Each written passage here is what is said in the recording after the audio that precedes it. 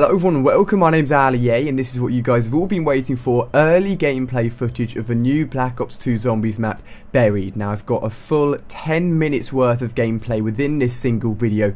All I could upload for the early gameplay was one single Zombies video with 10 minutes maximum worth of footage. So I've taken all of the early gameplay footage I got and tried to cram as much new stuff into this one single video as possible.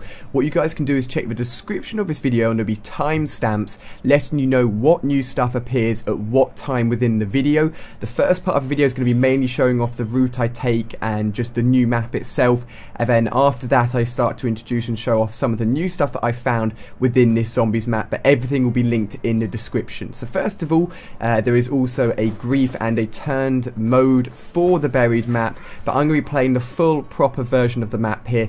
Right at the beginning in the starting area you can jump up and grab hold of that metal bar and you can get the LSAT off the wall for 2,000 points. Only one person can actually make the jump though, and if you don't buy the LSAT quickly you'll fall down like I did, and you'll basically come to the starting point of the underground part of the map, Buried, where you'll find quick revive, and you have multiple routes at this point which you can take to get to the center of the map. And I'm going to speed up the route that I took for you guys. I believe this is probably the best route to take, and I'll show you guys why. You've got to make a few jumps, but this is one of the orbs that I found, and I'll talk about that a little bit more later on in the video. All of this new stuff to talk about, but this is the route I took to get to the center of the map where you'll find the buildings. And I found the Bowie knife on the wall here, and I think this is really useful. Getting the Bowie knife early on means you can knife zombies straight away and get loads of points for it, so it's super useful. From this point I'm now going to jump and continue to the power room. Of course everyone wants to turn on the power first when they're playing a new Zombies map, and if you take the route that I took you can jump across some of the sort of rooftops of the buildings and then you can make it into this room. You can turn on the power switch nice and easy. Now what I've done with this footage is I've cut it up a lot. I've tried to make it so it's easy to follow, so it's from multiple playthroughs, but they try and link in terms of the location of the map just so you get a better understanding of where everything is and what's going on. So underneath the power room you can get claymores off the wall, but more importantly there's actually a sweet shop, and I'll talk a little bit more about this sweet shop in a minute. But this sweet shop is used to guide the very large prisoner like zombie around the map and to do certain things for you. I've talked about this a little bit in the trailer beforehand, but again, continuing the sort of map walkthrough, if you continue through the candy room you then come outside to even more parts of the map. You can see some rubble and some debris stopping you from getting into that room. Again, I'll continue talking about how you can get rid of that debris in a second here. This is pretty much sort of the end point of the map, and we get to see the house and the scary lady from the trailer, the pre-release trailer that I covered on my channel. In terms of a proper full walkthrough where it's all done live, I'll be doing that as well on Tuesday once the maps launch, and of course there's coverage of all of the new maps here on my channel early, and then there will also be live gameplays of all the new multiplayer maps here on my channel come Tuesday.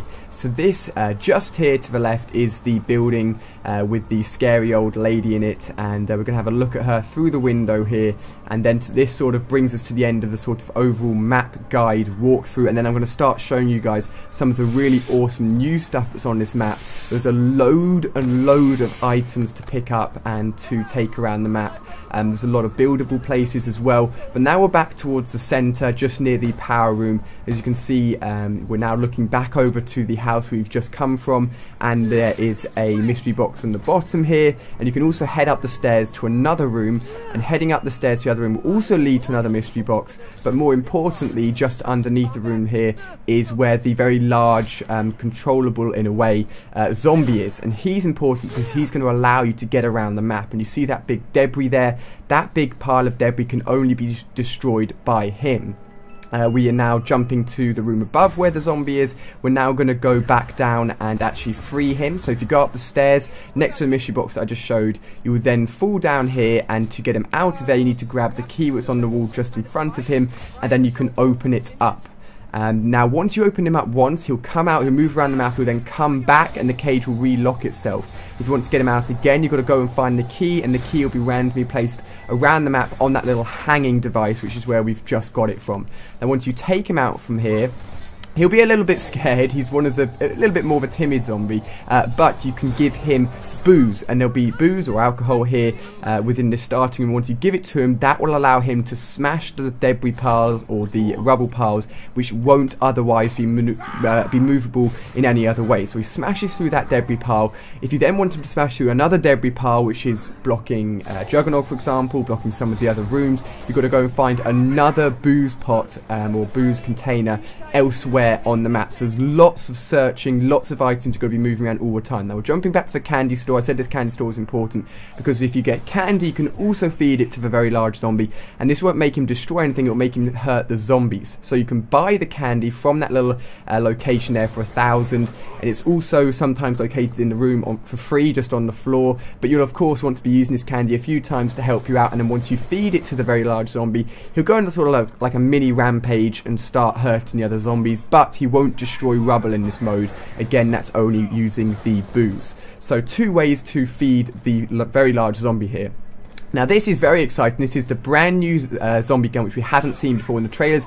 It's massive. It's called the Paralyzer, and it's basically one of the weapons where you hold it down and it charges up and it slows down the zombies, and it eventually sort of just paralyzes them, and then they explode and die. But it can overheat. You can see a number on the weapon itself. Once that weapon number gets to around 150, I believe, it will stop, it will go red, and you'll have to wait for it to decharge. So you've got to use it in bursts essentially. So it's useful, very useful indeed. It slows down zombies, which is very, very good. But you've got to make sure it's not overheating. If it starts overheating, then that's not very good at all. Here you can see it being used in bulk against zombies. It's just mowing through them all. So it's one of those items, or one of those weapons, sorry, where you've got to be careful. You've got to be using it in big bulks of zombies. Using it against just 1 or 2 probably isn't the best idea, but I wanted to give you some gameplay of it and just show you how it works and how it looks once it's in action. Now you can jump around the rooftops here, and you're going to be doing a lot of jumping, you're going to be doing a lot of moving between these buildings, and having this weapon in your back pocket to kill off the zombies is more than useful. Now, you know I talked about the orbs at the beginning of the gameplay. Well, I decided once I got this weapon to actually shoot at the orb with the weapon, and it essentially charges up the orb to a point where it turns white and it's a little ping sound, which then means you know you've charged it fully. And there are multiple orbs based around the map. At the moment I only got a few hours to play the zombies map, so I'm not sure what the orbs do. Either they're a part of the Easter egg or they can help you in another way, but I'm just letting you guys know that if you see the orbs and you have a weapon, then shoot the orbs with that weapon. Now here we're going to look at another new weapon, which is a pistol, and this pistol is super powerful, like an old school sort of revolver, and this was acquired through the mystery box as well, and I've got a few more new things to show you here as well. This weapon looks really powerful. It's only used on the sort of lower levels, so I'm not sure how useful it is up to the higher rounds, but it's another weapon and I knew you guys would want to see this. Now we also managed to get the new ray gun Mark II within the box on this new map. Of course there was early gameplay on my channel of the new ray gun Mark II, because of course it was leaked accidentally earlier on last week, so you guys probably have already seen this, but I just wanted to show you again on the new buried map. So you can see it in action. Now the next item here is really, really cool. It's only available, as far as I'm aware, within single player, so you're going to be playing by yourself, and it's again gotten from the mystery box, and this item is like a time bomb or time mechanism, which is really, really useful as far as I'm aware.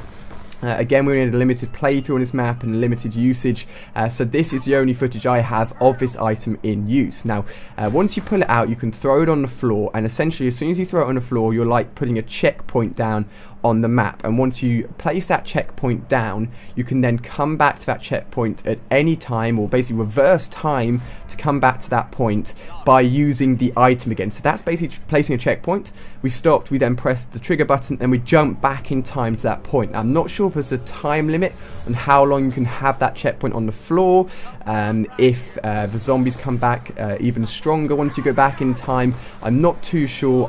It's again very early gameplay footage of this item.